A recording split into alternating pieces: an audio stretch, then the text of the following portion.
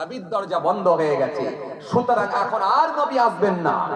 শেষ জামানা একেবারে শেষ সময়ে হযরত ঈসা আলাইহিসসালামকে আল্লাহ পাঠাবেন, মাত্র 7 বছর রাজত্ব করবেন।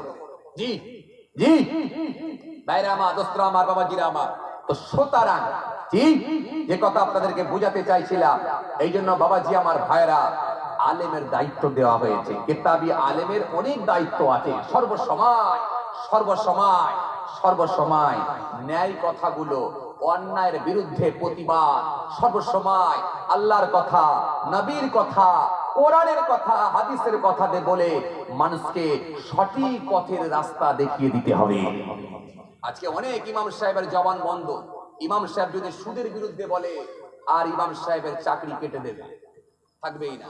ইমাম সাহেব যদি একটু লটারির বিরুদ্ধে বলে, ইমাম সাহেবকে ধরে থেট করছে, থেট করা হচ্ছে। ইমাম সাহেব যদি একটু বন্ধনের